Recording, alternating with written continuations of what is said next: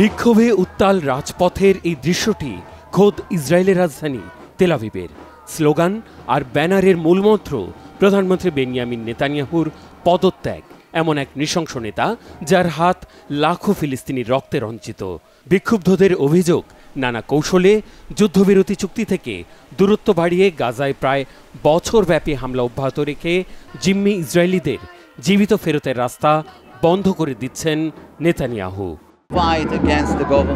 এই বিক্ষোভ ছাড়া আমাদের আর কোনো উপায় নেই। ধর্মের দোহাই দিয়ে 1 থেকে 2000 বছরের পুরনো স্বৈরতান্ত্রিক শাসন ব্যবস্থা কায়েমের পথে এগোচ্ছে তারা, যার সাথে বর্তমান বাস্তবতার কোনো মিল নেই। যুদ্ধবিরতি চুক্তি অবিলম্বে সই করে জিম্মিদের মুক্তির রাস্তা সুগম করার এই প্রতিবাদ কর্মসূচিতে বাধা দিয়ে বেশ কয়েকজনকে আটক করেছে পুলিশ। এই বিক্ষোভের রেশ থাকতেই অন্তত 6 জিম্মির লাশ উদ্ধারের খবর দিয়েছে ইসরায়েলের সেনা সদর। রবিবার সকালে এই বিষয়ে আনুষ্ঠানিক সংবাদ সম্মেলনে জানানো হয়েছে, লাশগুলো পাওয়া গেছে গাজার রাফার একটি সুড়ঙ্গ থেকে।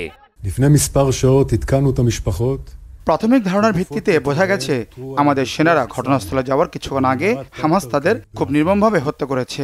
গত 7 অক্টোবর তাদের ইসরায়েল থেকে অপহরণ করা হয়েছিল। হামাসের সাথে তুমুল যুদ্ধের পর যেখান থেকে ফারহান আল কাদিকে উদ্ধার করা হয়েছিল, সেখান থেকে প্রায় 1 কিলোমিটার দূরের সুড়ঙ্গ থেকে লাশগুলো পাওয়া গেছে। এই ঘটনার মোক্ষম সুযোগ নিতে কাল বিলম্ব করেননি চতুর নেতা ইসরায়েলের প্রধানমন্ত্রী নেতানিয়াহু। গাজায় বর্বরতা অব্যাহত রাখার স্পষ্ট বার্তাও দিয়েছেন তিনি। আর এই পরিস্থিতির পুরো দায় চাপিয়েছেন ফিলিস্তিনের স্বাধীনতাকামী সংগঠন হামাসের ওপর। সাম্প্রতিক সময়ে বেশ কিছুদিন ধরেই একটি সমঝোতা চুক্তিতে আসার জন্য মধ্যস্থতা প্রক্রিয়া যুক্ত হয়ে চেষ্টা চালিয়ে আসছিল ইসরায়েল। সময় ক্ষেপণ করে এই চুক্তি নাকচ করে আসছিল হামাস। এমনকি 6 জিম্মিকে হত্যার মতো খারাপ কাণ্ড ঘটিয়ে ফেলেছে তারা।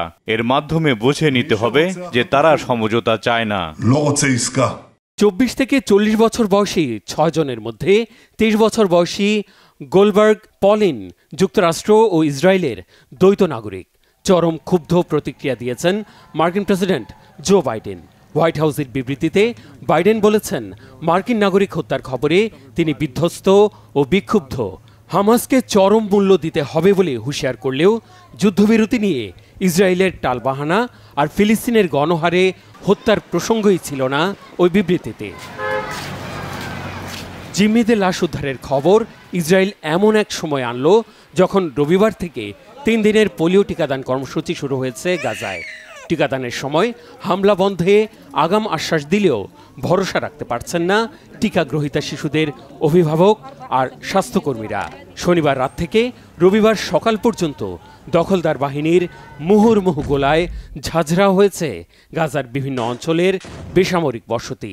24 ঘন্টায় হত্যা করা হয়েছে 60 জনের বেশি ফিলিস্তিনিকে।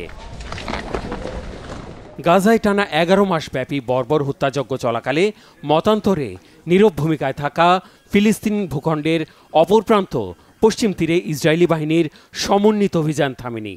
গত বুধবার থেকে চলমান এই অভিযানে ঘরে ঘরে তল্লাশি আর হতাহতদের হাসপাতালে নেওয়া অ্যাম্বুলেন্সের গতিরোধ করে মৃত্যু নিশ্চিত করতে প্রতিনিয়ত শিউরে ওঠার মতো কর্মকাণ্ড অব্যাহত রেখেছে ইসরায়েলি সেনারা। আতঙ্কে পরিবারের স্বজন আর শিশুদের নিয়ে জেনিন সহ বিভিন্ন এলাকা থেকে নিরাপদ আশ্রয়ের খোঁজে ছুটছেন দিশেহারা ফিলিস্তিনিরা। শুধু স্থলবাহিনী নয়, হেলিকপ্টার গানশিপ দিয়েও চলছে দখলদার বাহিনীর নির্বিচার হামলা। Mehrab Hussain Khan, Bangla vision, news desk.